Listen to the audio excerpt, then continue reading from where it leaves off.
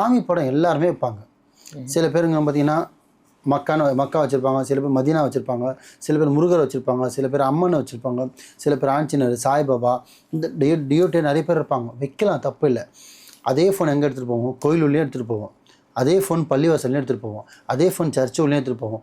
அதே ஃபோன் வீட்டுக்குள்ளே எடுத்துகிட்டு போவோம். அதே ஃபோன் பாத்ரூம் உள்ளே எடுத்துகிட்டு போகிறோம். இப்போ நீ சாமி படத்தை பாத்ரூமில் எடுத்துகிட்டு போவோமா? போக மாட்டோம்ல. ஜஸ்ட்டு சும்மாவது எடுத்துகிட்டு போவோமா? போக மாட்டோம். அப்போ அந்த மரியாதை கொடுக்குறோம்ல. அப்போ ஃபோனில் மட்டும் வச்சுட்டு போகிறது எப்படி? தப்பு தானே. ஸோ அதே ஃபோனில் நல்லதும் பார்க்குறோம், கெட்டதும் வருது. இப்போ சோஷியல் மீடியா எல்லாமே மிங்கிள் ஆகிடுச்சு. நீங்கள் ஒரு நல்ல வீடியோ பார்க்கும்போதே பார்த்தீங்கன்னா அட்வர்டைஸ்மெண்ட்டே பார்த்தீங்கன்னா தப்பாக தான் வருது. அப்போ அதிலே வந்து உங்களோட நீங்கள் இஷ்டப்பட்ட தெய்வத்தை வந்துங்கிறது ஒரு விநாயகரோ அம்மனோ ஏதோ ஒரு வைக்கிறீங்க போது அது உங்களுக்கு கெடுதலை தானே முடியுது.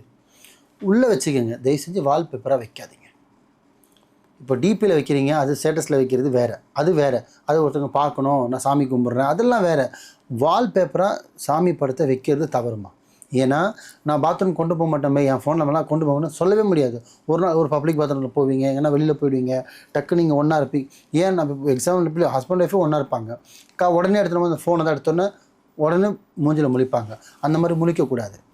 ஸோ ஒன்றா இருக்கிறோம், கணவன் மனைவி ஒன்று சேர்ந்துடுறாங்க. ஒன்று சேர்ந்துட்டு கொஞ்சம் நேரத்தில் அந்த ஃபோன் எடுத்து பார்க்கும்போது ஃபோன் எடுப்பாங்களா எடுக்க மாட்டாங்களா? எடுப்பாங்க. அப்போ எடுத்தோம் யாரை பார்ப்பாங்க? சாமி ஃபோட்டோ தான் வரும். சாமி ஃபோட்டோ தான் வரும். பார்க்கலாமா? பார்க்கக்கூடாது.